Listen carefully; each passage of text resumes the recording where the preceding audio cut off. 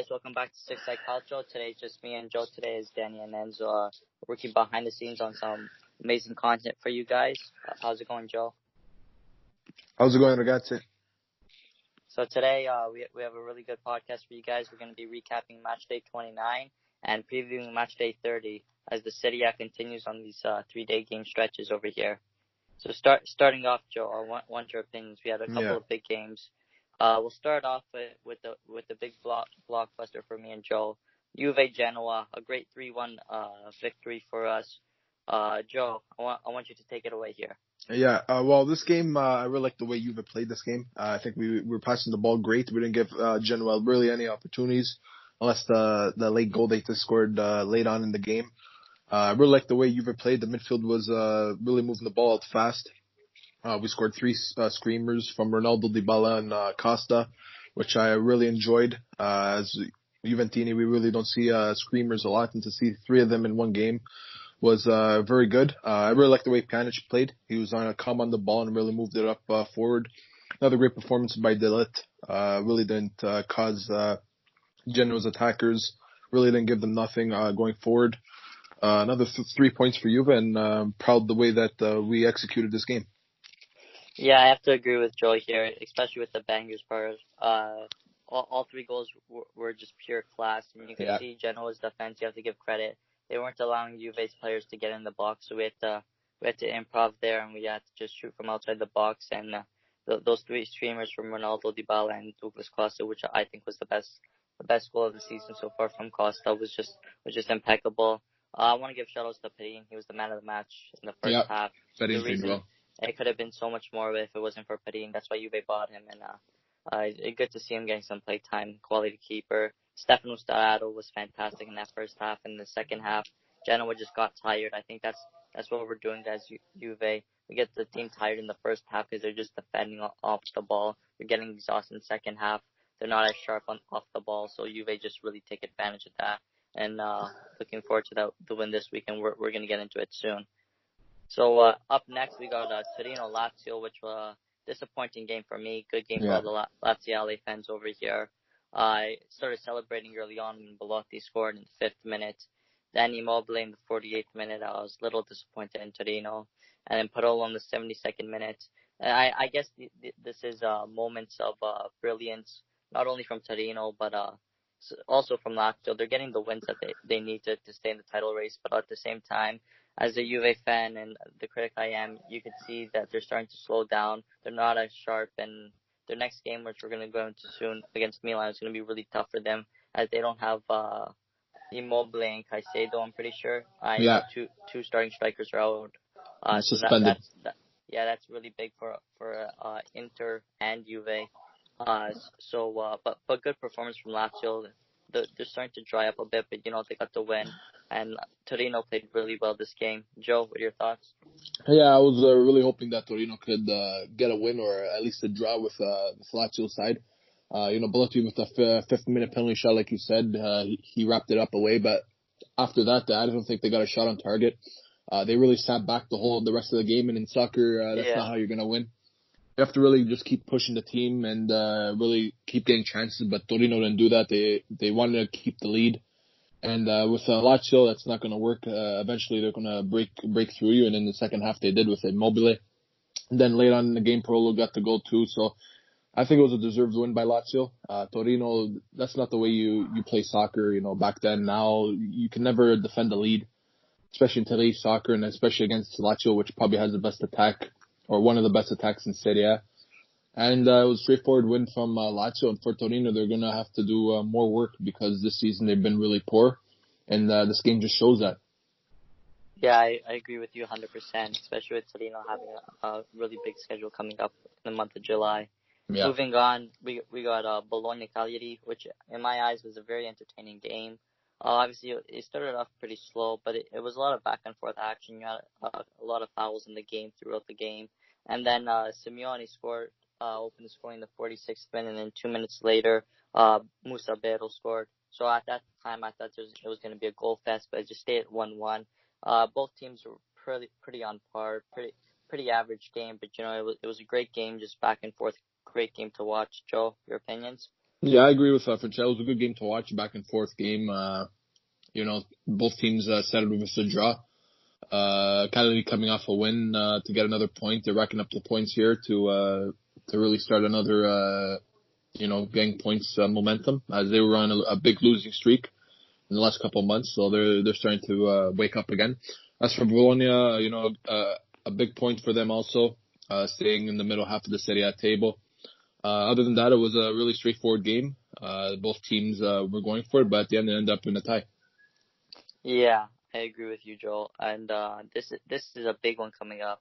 Inter versus Brescia, Wow. 6-0. This was, for me, this was a mix of Brescia just being shit and Inter just having that statement win. Antonio Conte really wanted to leave a message to the Serie A, to Juventus, to Lazio, to all the fans that are saying, listen, this is what Inter could do. This is what we can do. And it's interesting to see, because it's very rare that you see Juventus against the smaller teams win a game this much. Obviously, we won that 4-0 against Lecce. But Conte is showing that Inter are dominant. They're coming for the Scudetto race, as he thinks they're still in it, which they are. Anything could happen. It started off 5 minutes in with a great volley by Ashley Young, really superb. Then Sanchez, who's been really good. I'm really happy he got injured earlier on in the season, because if he didn't get injured, Inter could be right up Juve's neck over here for the Scudetto race. He's been really quality off every time he steps on the pitch for Inter. And then, but I also think, because I know Inter's been going for Sandro Tonali here, and that guy, I don't know what people are seeing in him. He hasn't done. I haven't watched one game of Sandro Tonali this season that I said, wow, you know what? I agree with Francesco. Go to a big team. I agree with Francesco. This guy needs to go to a big team. It's just not. He hasn't really shown that, and you can use the excuse he's on Brescia, he's on a small team, he can't really do much. But I think if you want to be noticed by a big team and play with a big team, you gotta show at least like some mediocrity to confidence, the team that you're on. I agree. It's not that like he's one of like the shining players on Brescia who's trying to make something work. He's like the other players. They're just in a huge slump. They're not really like having any confidence going into the games. When I saw him passing, he got long balls. He kept getting them intercepted. It was just a mess for him, especially in the big teams. And small teams, he hasn't done anything either. So I hope Inter buy him, because I know Paratici wants him. I don't want to see this guy at Juve. I just don't think he's Juve standard, especially for the price tag that he's at. But you know what? I hope he grows and develops to the player everyone thinks he is. But I don't see anything special in this kid. I think Brescia is the perfect team for him, and maybe he could have another wonderful season in Serie B next season, because that's where Brescia is going. Thoughts on this game, Joe? Yeah, I completely 100%, 101% agree with Francesco here. Inter total demolition. They really ran over Brescia in this game, and like Francesco said, they're going to be back in Serie B for next season. They really never really showed that hunger to stay in the Serie A this year, like other teams that got promoted. Inter with a statement win. I really liked the way that Young played this game. I really liked the way Sanchez played. Yeah. Going off topic, I think that Lautaro Martinez had it somewhere else. He doesn't look like the player he was at the beginning of the season. I agree. Usually in a 6-0 win, you see players like Lautaro on the goal sheet, but in this game he was really not really there. Really never finished on his chances and really never got the ball moving. I believe that his head is somewhere else, and I think that he will be leaving Inter in the summer. As for Brescia, a very piss poor team. Like Francesco said, Tonali, I know the guy is young and all, but you can't really compare a player like with Pirlo to him, because in my opinion they're two different players.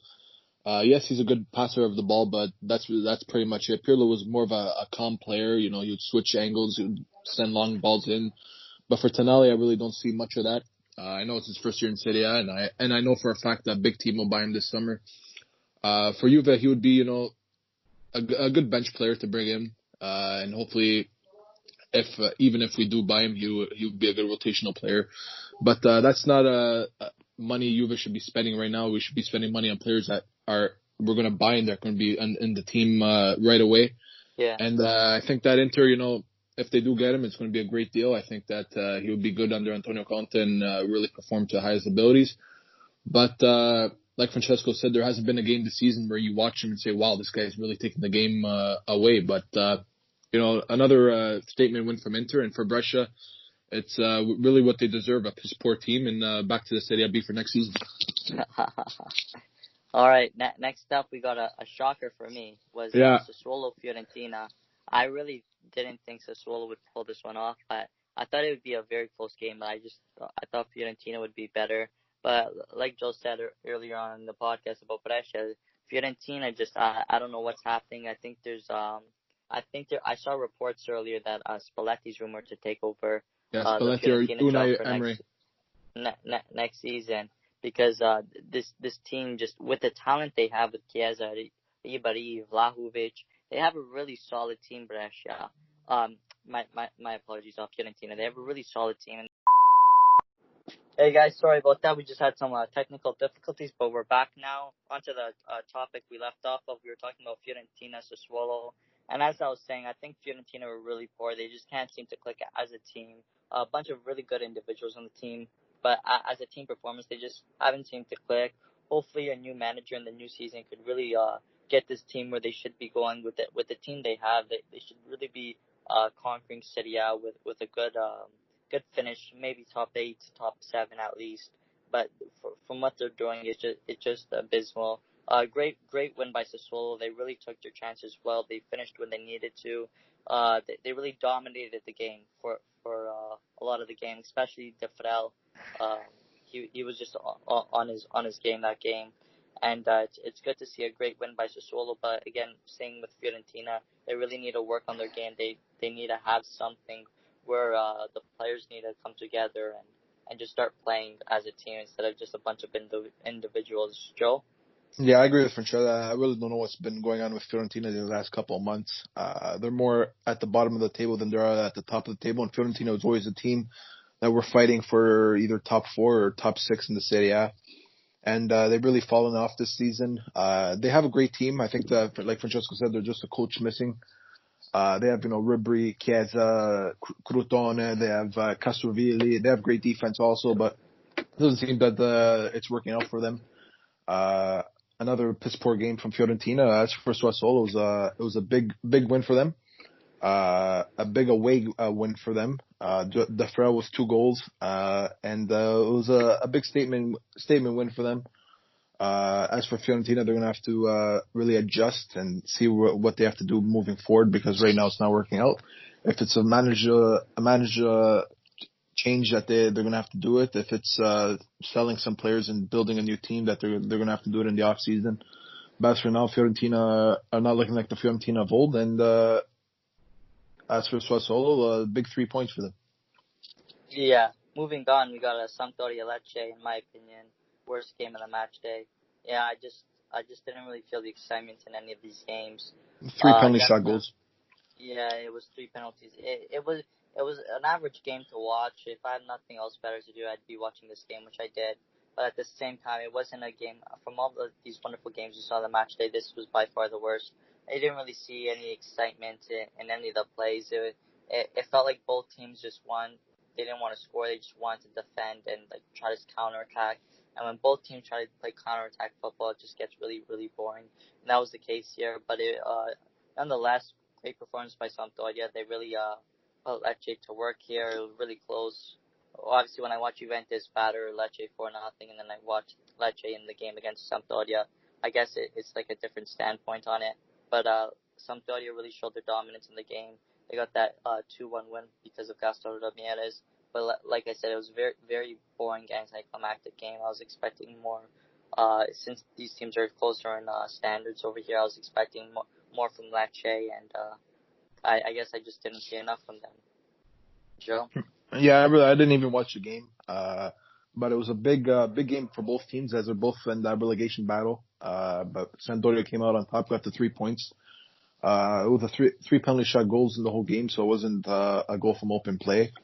But at the end, Sampdoria and Claudio Ranieri got the job done. A very big 3 points for Sampdoria moving forward. Yeah. As they're now they're 4 points away from the relegation, so it was a big win from them. As for Lecce, it's a step backwards again.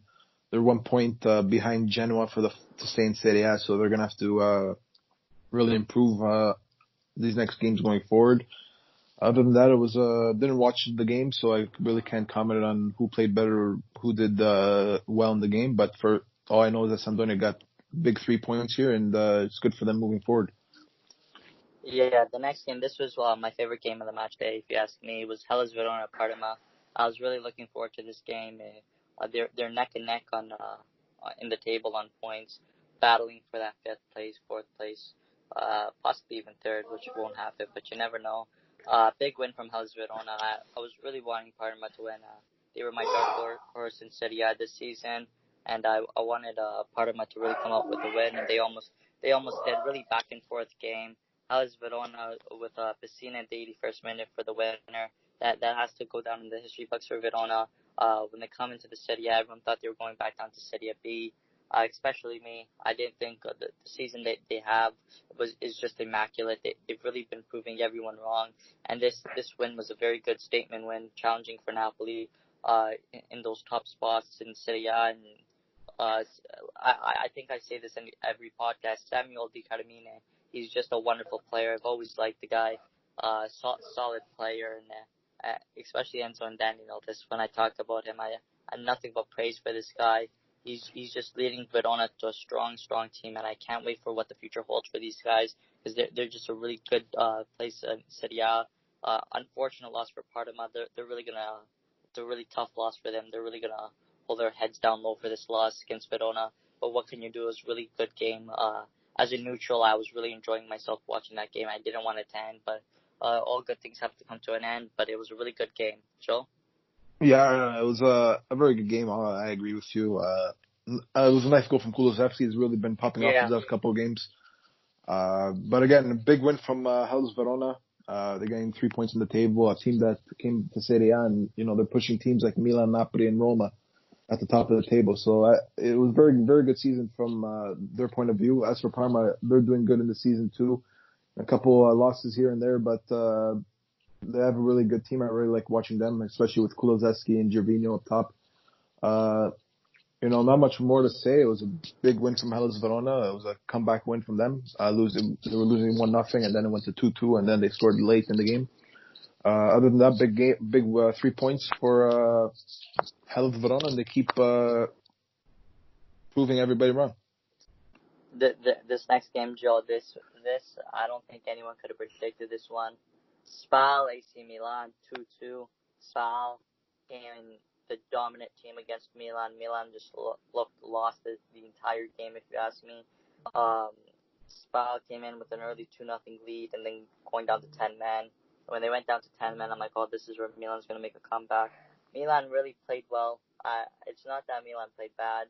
It just Spal were very defensively shaped, especially after those 2 goals. They didn't really want to let it slip. And I feel bad for all the Spal fans out there. They were just having shots peppered at them from Milan, and they could only hold on for so long before Rafael Leao in the 80th minute scored, and then that horrendous own goal by the Spal player. I don't know how that happened, but that has to be one of the worst own goals I've ever seen in my life. It just very unlucky, and especially that player, Visari, he'd be holding his head down in shame right now. I feel so bad for him. It's just an unlucky circumstance that just happened, and unfortunately for him, he lost his points to his team, and those were much needed points for Spal.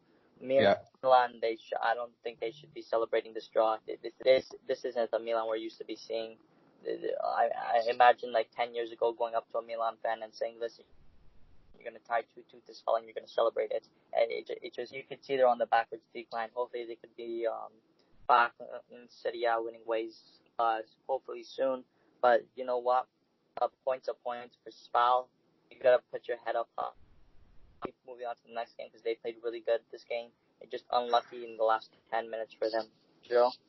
Yeah, I agree with Francesco. It was a game I think Spal deserved to win. I think that the red card was really harsh. The studs were high, but it was more of a follow-through than an actual tackle. Yeah. A beautiful goal from Sergio Floccari. Beautiful goal from him. It was a nice volley. quality goal from Sergio. They're winning 2-0, and then Milan came late. They scored the goal in the 80th minute from Rafael Leao, and then an own goal from Vakari in the last minutes here. I think it was more of a defensive error and the goalkeeper error. I think the goalkeeper was too much to his right and not covering the far post. But at the end, Milan came back. They tied the game up. It was harsh for Spal because, like Francesco said, they needed these points. And now it looks like they're more in the Serie A B than staying up in the Serie A. As for Milan, it's a point where they'll be happy. They're coming back from 2-0, especially late on. But again, for Spal, Serie A B for them. Now, yesterday, as the time we're recording, this was a really big match day, really shocking match day for a lot of us. Atalanta 2, Napoli 0. I think, I'm pretty sure I predicted an Atalanta win here on the last podcast. I just think this was more of Napoli playing bad than Atalanta playing really good. Atalanta still played really good. I don't want to take any credit from them. It's such an amazing team, one of the best in Serie A, if you ask me. Yeah. I just don't. I think I've expected much more from Atalanta watching that game. I think Atalanta were a very mediocre side. I think they were preserving energy for future games, as I think they're starting to get fatigued and tired more. But they did what they needed to do. They did the bare minimum of what they needed to do. They got 2 quality goals from Basilic and Robin Gosens. I think the big shift from Napoli was Spina. Hopefully he's doing okay. Hopefully he's all well. But that when he got that tackle to the head, that was brutal. He had to get subbed off. Hopefully, we hope for all the best for Spina. But I think that shifted the momentum for Napoli. I think Danny's have said this before. Danny, when I was talking to him earlier, Napoli played really poor. They just looked out of it. And I think I've said this like 100 times in every podcast. I think this Serie A campaign is going to be the hardest for every team other than the big dogs, only because they don't have the depth like the Juventus does, like the Inters do. They just don't have enough depth to get the necessary recovery and rest time for these players. So when they're going on the field, they're tired. They're still sore from the game 3 days ago. And I think it's finally starting to eat away at certain players. For me, Mertens and Insigne were very poor. Gattuso took them off. I think the whole team was poor for Napoli. Atalanta was mediocre. Hopefully we can see the old Atalanta soon. Not against Juve though. But I just think these teams are starting to slow down now. They're starting to get sore. They're starting to get fatigued. And I think this is going to be where you see Juventus run away with the title. Joe, what are your thoughts? Yeah, I agree with Francesco. A lot of teams are about to beginning to slow down because of this Serie A restart. There's a game every 3 to 4 days, and lots of teams don't have the depth. But going into the game, Atalanta, I've said it this all season long. They're my second favorite team in Serie A. I just love the way they play. They never look tired. They don't have a Ronaldo, they don't have a Messi, but at the end of the day, they get what they need to do. They get the job done. They have a Papu Gomez. They have they have these players that work good in the system, and that's at the end of the day, that's what you need on every team. Napoli didn't look good the whole game. They didn't look like the attacking Napoli that we know. For Atalanta, it was another big win. I think that top 4 for them is guaranteed, as I don't see Roma or Napoli catching them in a million years. But Atalanta, I said before, I think they're the best team in the Serie A. They could beat any team at any time. And they didn't even look good this game, but they still ended up getting the 2-0 result against a Napoli team that's been on fire the last couple weeks here. They got the job done. 2 points for Napoli. It's a hard loss, very hard loss, as they've been doing good these last couple weeks here.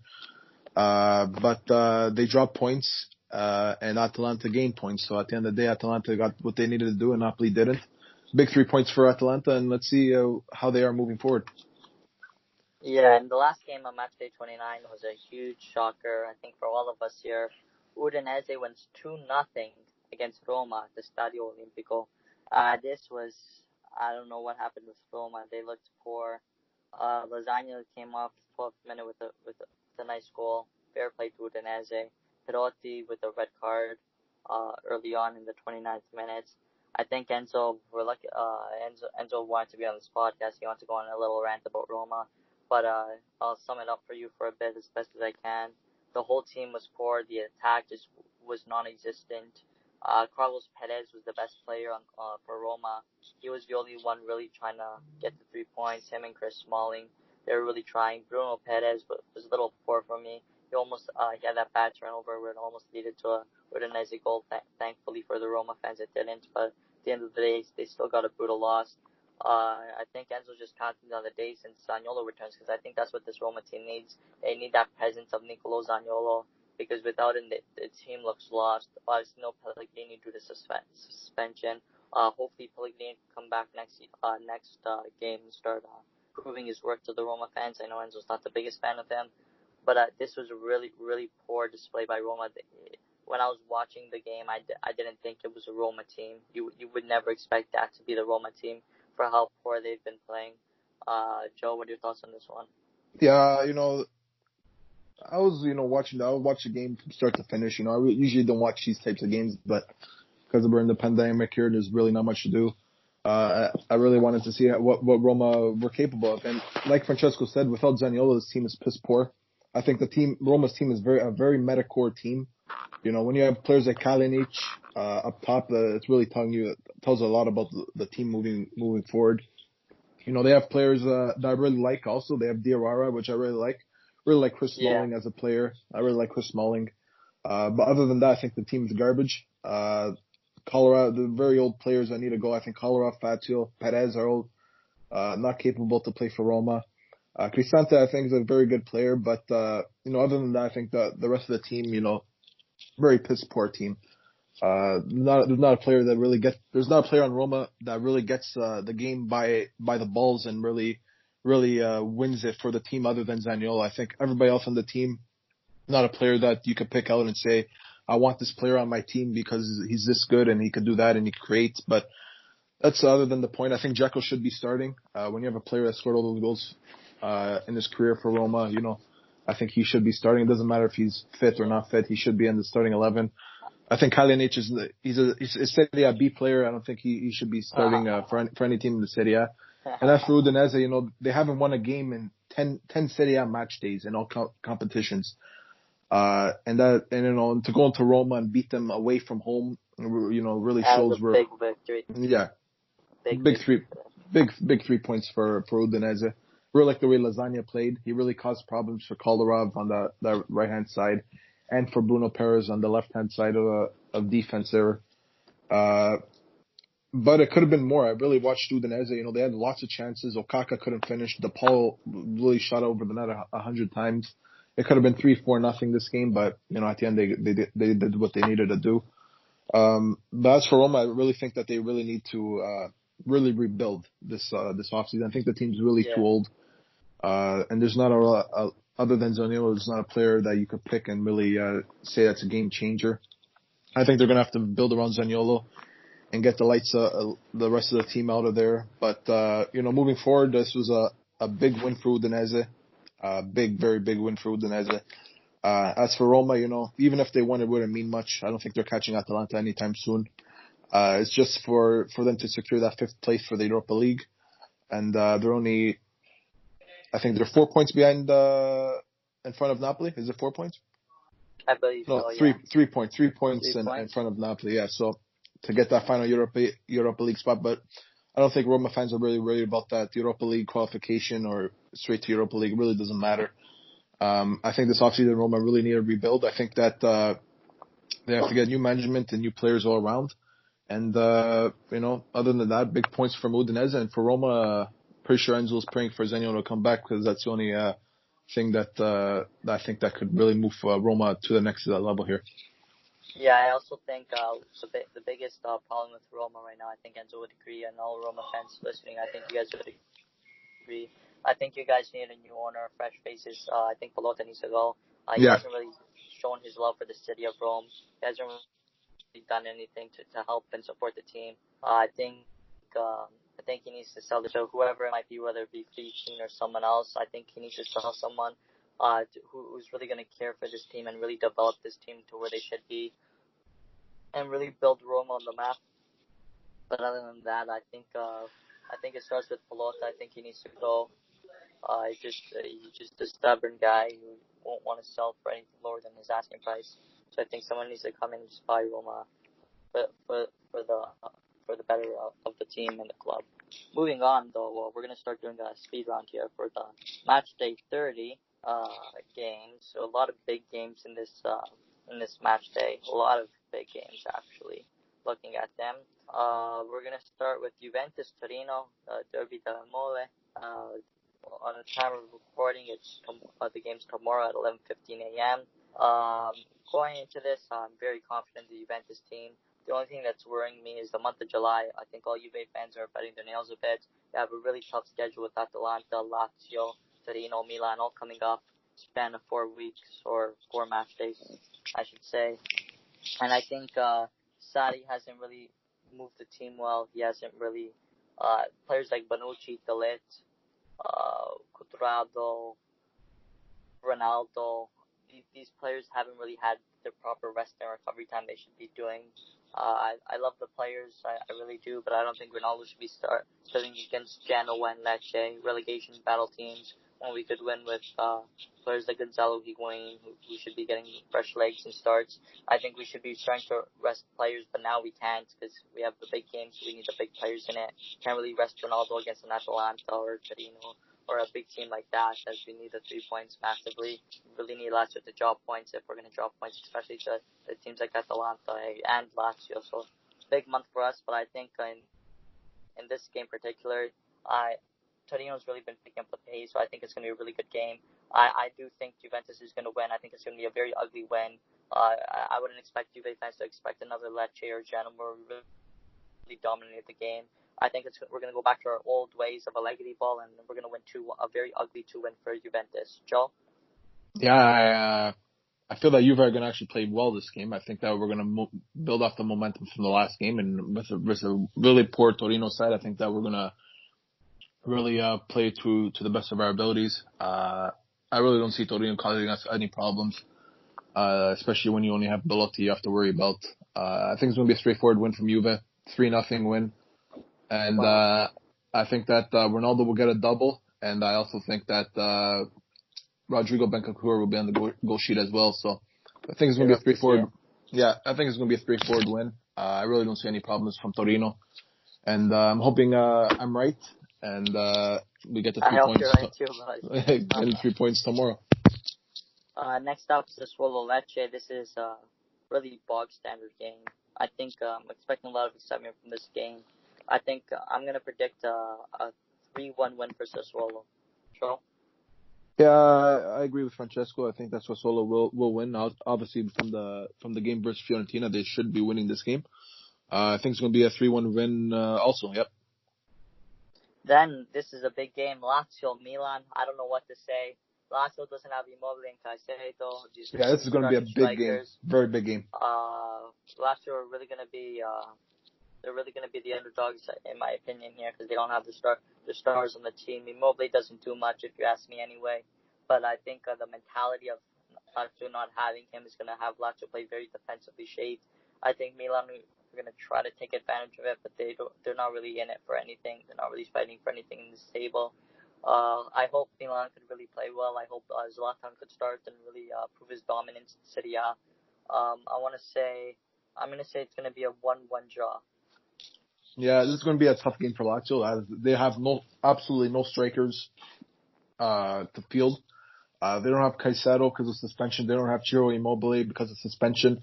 And they don't have that guy, Bobby Adekiwe, the other bench player that they have. He's injured with a thigh problem. So they really don't have a striker. This Lazio side, it's going to be very tough to really score a goal. They're going to have to rely on the midfield, maybe of a Savic or a Parolo. Or maybe a Correa. We're going to see Correa play a striker. So we're going to see what they have.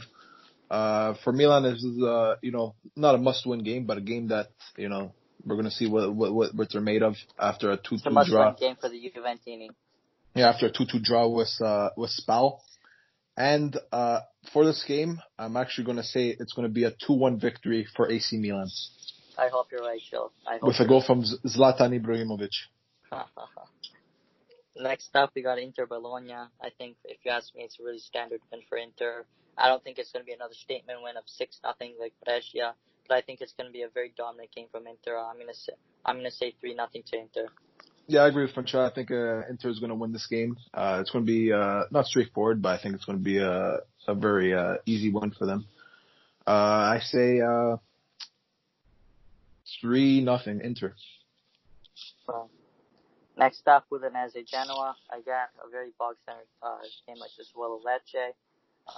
This is a really tough one to predict. Udinese is coming off that high horse in Rome. Genoa is coming off that slump against Juve, but they still played really good, especially with Perin. I think Genoa is going to take this. Actually, I think it's going to be a very ugly win. I think it's going to be a 2-0 win for Genoa. I'm actually the opposite. I think Udinese is going to win this game. I think that they're all full of confidence now, winning the first game in 10 against Roma away from home. It's not going to be a straightforward win, but I see a 2-1 win for Udinese here.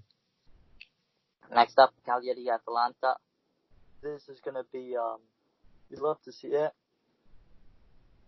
I think Cagliari is going to prove an upset to Atalanta, but I think Atalanta is going to come up with a win. I think it's going to be a 3-2 win for Atalanta.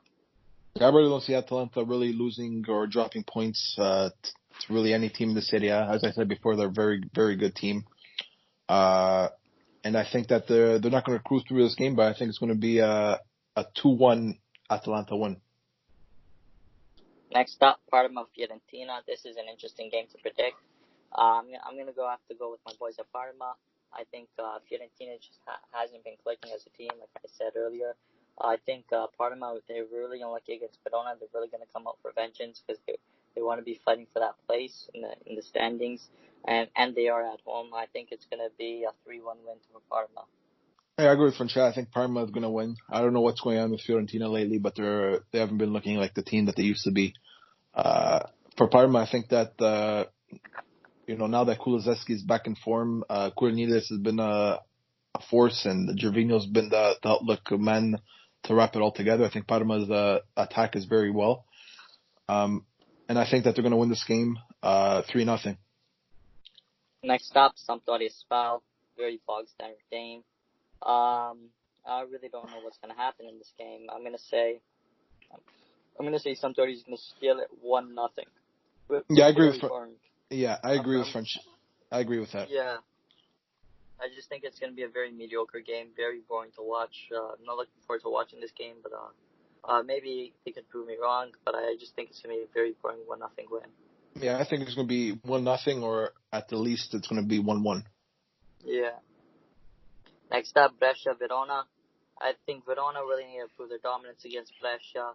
If they drop points to Brescia, I think that's going to be a really big slip in the table. But I do have Verona winning this. I've been winning this 2-0 against Brescia. Very comfortable victory. Yeah, Verona should be pulling away with all 3 points here. Brescia, as I said before, a very piss-poor team. They really have nothing going for them, and I think for Hellas, it's another 3 points for them again. I think this is going to be not a comfortable win, but a 2-1 win for Hellas. And this is one of the games of the match day, if you ask me. The big game, obviously you got Juventus Torino, the Derby della Mole, and then you have this game. If you had Nicolo Zaniolo, I think it'd be much more entertaining to watch. But you got Napoli versus Roma, Danny's Versenzo, if you watch the podcast. I just think in terms of form, I don't know if Pellegrini is going to make a huge difference that the Roma fans would want. I'm going to have to go. I think Roma's going to really come out because of the horrible loss against Udinese. I'm actually going to go with a draw here. I think it's going to be a 2-2 draw. I think Roma's going to come out really strong. I think they're going to get the first goal. I think Napoli's going to wake up at halftime and get 2, and then Roma's going to get a late equalizer. It's a big game. Not a very big game, but a big game for these two teams, as there are only 3 points separates them for the 5th and 6th position in the Serie A table. This is for the Europa League spot, so instead of qualifying and playing teams to qualify for the Europa League, you go straight into the Europa League, so it saves you all that trouble. So it's a big game for these two teams as they really want to get that position for the 5th place. For Napoli, they're coming off. Both teams are coming off from losses, one to Atalanta and one to Udinese. So I think both teams will be motivated to get the points this match day. But for Roma, I really don't see anything to really say good about them. They have Dzeko, but other than that, I really don't see any players really popping off from them. But for Napoli, I think that they're gonna win this game. I think it's not gonna be a straightforward win, obviously, but I think that they will win this game. I really think that it's gonna be a back and forth game, but at the end, I think Napoli will win 3-1. I really don't see anything moving forward with Roma. I think ever since Zaniolo's been injured, I think that's the end of the season for them, and it really shows how much they put into a 21-year-old Italian. I really don't see anybody. Nobody really took the crown when he left, other than Dzeko with scoring these goals. So I really, if you lock down Dzeko, I really don't see anybody else scoring goals. But other than that, I think Napoli will win this game, scoreline of 3-1, and move up to Roma on the table. Yeah. Well, that's all we have for today. I hope it's a really entertaining match day. I think the games on paper, you have a couple that look boring, a couple that look exciting. I hope they're all exciting for us, for you guys, for the whole Calcio community. That's all we have today. Thanks for joining me and Joel, and hope to see you on the next podcast, where we're going to be recapping Matchday 30, and hopefully me and Joel are out singing with a Milan victory and a Juve victory of us running over with the Scudetto. Yeah, I agree. Hopefully Milan pulls something up their ass and beat Lazio this week, and Juve comfortably beat Torino, so we could go 7 points clear and getting ready for 9th in a row celebration for the Scudetto. Yeah. All right, everyone. Thanks for joining us. Thank you, guys. We'll see you on the next podcast. Ciao. Ciao, ragazzi. I was nothing